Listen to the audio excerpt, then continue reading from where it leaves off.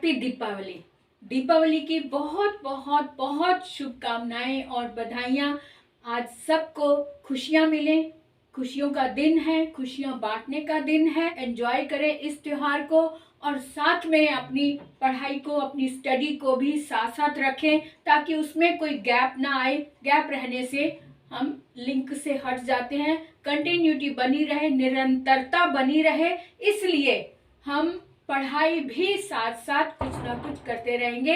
हम कोई भी अभ्यास करते हैं, जैसे योगा ही देख लो, योग करते हैं, एक्सरसाइज करते हैं या आप जिम जाते हैं, उसमें जब कोई गैप आ जाता है तो हमारे शरीर को थोड़ी दिक्कत होती है फिर से वापस उस लाइन पर लाने के लिए, है ना।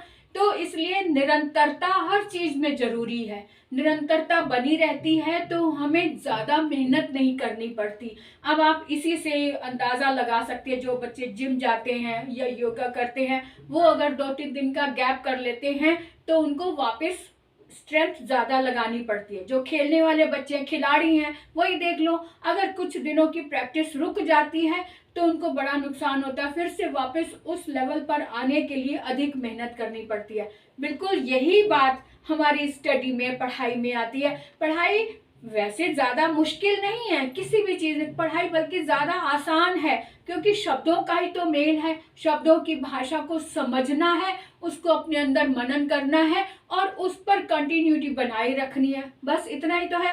कंटिन्यूटी बनाए रखना जरूरी है। अगर उसमें गैप आ गया तो हमें फिर से वापस दोबारा से उतनी मेहनत करनी पड़ती है। इसीलिए निरंतरता जरूरी है। निरंतरता बनाए रखने के लिए मैं भी आपके साथ लगी हुई हूँ, मैं भी आपसे जुड़ी रहती हूँ ताकि निरंतरता बनी रहे।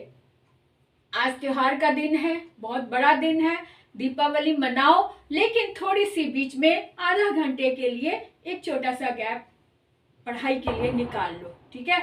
और आज मैं आपके लिए फिर से कारक ही लाई हूँ, लेकिन इसको थोड़ा और अलग तरीके से और भी आसान तरीके से बताना चाह रही हूँ कि कारक शब्द जो है उसी में ही आपका अर्थ छिपा हुआ है। कारक के जो भेद है, हर शब्द में ही उसके चिन्ह छिपे हुए हैं, हर शब्द में ही उसकी विभक्ति छिपी हुई है। किस तरह से आज हम इस बात में देखते हैं। देखो, एक और तरीका, एक और मैजिक मैं लेकर आई हूँ। कारक, कारक शब्द का अर्थ ही है कार्य को करने। इसमें जो क लगा है ना, कार का मतलब कार्य, और ये कार जो है ये प्रत्यय है। प्रत्यय का इस क का मतलब जो कार्य कर रहा है, करने वाला, मतलब कार्य, और क का मतलब करने वाला। जो कार्य करने वाला है, यानी क्रिया को जो करने वाला, कार्य, जो भी कार्य हो रही है उसको करने वाला कारक। ये बात क्लियर हो गई। अब इसके भेद जो देखते हैं, इन्हीं में ही इनके चिन्ह छिपे हुए हैं। बहुत ही आसानी से हम देख लेंगे। अब ये कर्ता, पहला कर्ता है, कर्म, करण, संप्रदान, अपादान, संबंध, अधिकरण और संबोधन। ये 8 कारक हैं और 8 कारक अपने आप में ही कंप्लीट है, अपने आप में अपनी स्टोरी बता रहे हैं। वो कैसे, देखो, कर्ता यानी कार्य को करने वाला, तो इसका जो भी सेंटेंस होता है वो अपने आप ही बता देता है कि इसका चिन्ह ने है। जैसे राम पढ़ता है, तो पढ़ने का कार्य किसने किया? राम ने किया। राम खेलता है या राम ने खाना खा लिया, तो ने उसी में छिपा हुआ, यानी कार्य, सेंटेंस में जो कार्य को करने वाला कर्ता, कर्ता, और किसने कार्य किया? कर्ता ने किया, यानी कार्य का जो प्रधान है उसने कार्य किया।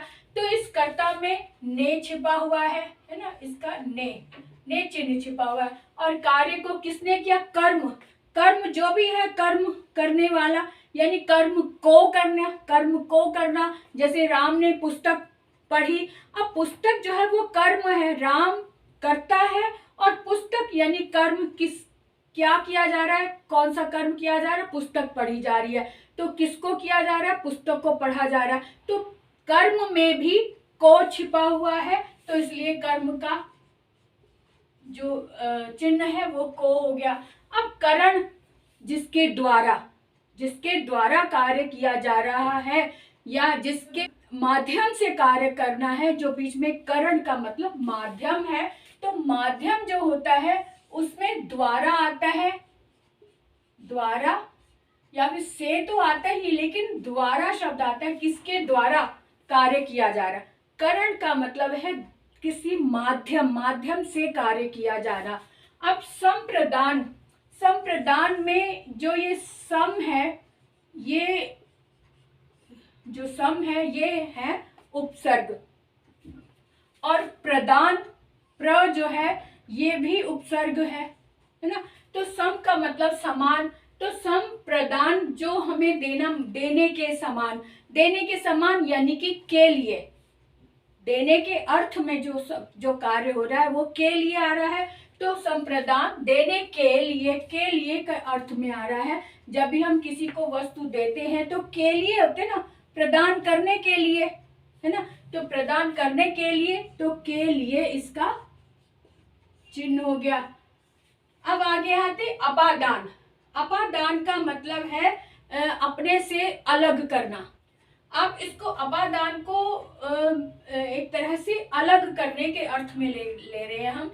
यहाँ पे है हमें जो मिला उसको देना, उसी को हमारे द्वारा दिया जाना, है ना।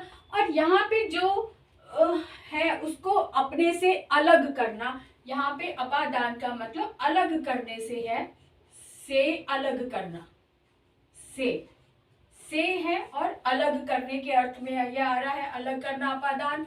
और संबंध जो है वो रिश्ता बता रहा है, संबंध रिश्ता बता रहा है। रिश्ता जो है वो कहाँ से आता है, रिश्ता का, की, के या फिर रा, री, रे, ये इसके चिन्ह बताते हैं जहाँ रिश्ते की बात होती है। मेरा भाई, मेरी बेटी, मेरे बच्चे, तो ऐसी इसी तरह से उसका, उसकी, उसके, इस तरह से जो का, के, की या रा, रे, री है, ये संबंध बताने का एक संकेत है, एक चिन्ह है, एक पहचान है। का, के, की से पता चलता है कि रिश्ता क्या है, इसलिए ये रिश्ते की बात जब आती तो वो संबंध हो जाता है। अधिकरण, अधिकरण का मतलब होता है आधार। तो आधार जो है यानी कि पेड़ पर चिड़िया बैठी हैं, पेड़ आधार हो गया। घर के अंदर प्रवेश करना, तो घर आधार हो गया। तो इसलिए घर के अंदर या घर में बैठना, तो में पर इसकी चिन्ह है, में और में पर इसके चिन्ह है। तो इसलिए क्योंकि अधिकरण का मतलब ही आधार है, जिस आधार पर खड़े हैं या आधार में है, तो में और पर इनका चिन्ह हो गया। अब या संबोधन, जब हम किसी को पुकारते हैं, जब हम किसी को बुलाते हैं, आवाज देते हैं, तो जो भी आवाज देते समय जो स्वर आ रहा है, जो एक संकेत आ रहा है, ए, अरे, ओ, ये संकेत है ना। तो हे, ओ, अरे, ये इसके चिन्ह हो गए।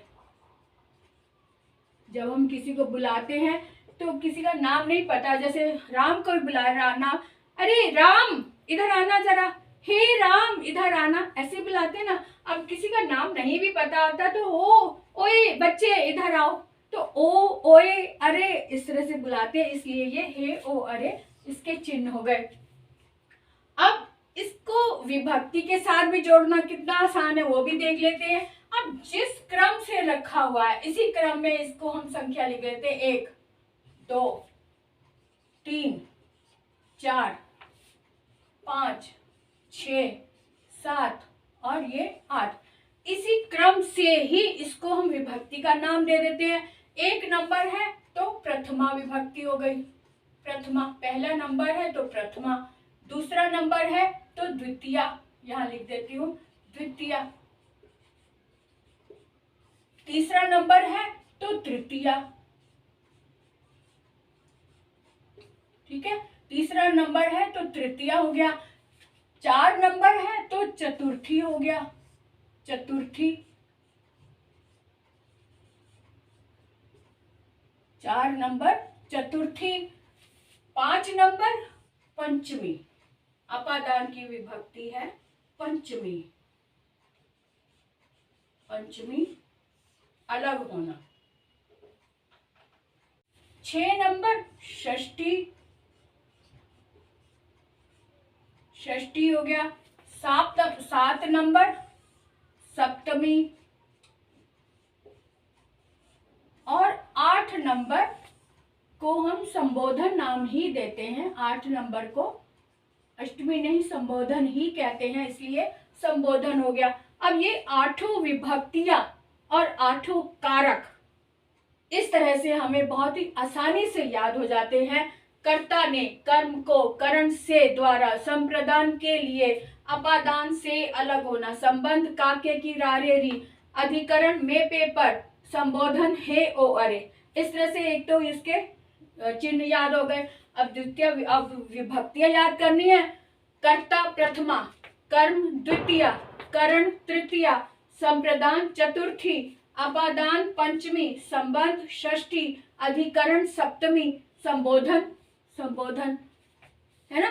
कितने आसानी से हमने याद कर लिया। और अगर तीनों को एक साथ बोलना है तो प्रथमा कर्ता ने, द्वितीया कर्म को, तृतीया करण के द्वारा, चतुर्थी संप्रदान के लिए, पंचमी अपादान से अलग, षष्ठी संबंध काके की, सप्तमी अधिकरण में पर, संबोधन अष्टमी संबोधन हे ओ अरे, है ना। तो तीनों चीजें एक साथ भी हम बोल सकते हैं, अलग से भी। हम पहले एक एक क्रम से हमने याद कर लिया कि कारक हैं कौन से, अब कारकों का क्रम क्या है, अब क्रम के साथ उनके चिन्ह कौन से हैं, और उन चिन्हों को हम विभक्ति के साथ मिलाकर कैसे याद करें, ये आपके सामने आज और भी सरल तरीके से आ गया। और आप मुझे अब कमेंट करके बताएंगे कि आपको ये वीडियो कितना आसान लगा, कितनी सरलता से आपने याद कर लिया। मुझे अपना अनुभव जरूर बताएं कि कितना कठिन लगा और कितनी आसानी से आपने इसको याद किया। ठीक है, तो आज के लिए इतना ही। अब आप दिवाली एंजॉय करें, खूब खेलें, खूब खुशियां मनाएं, खूब खुशियां बांटें, और थोड़ा सा टाइम पढ़ने के लिए भी निकालें। तो बाय बाय।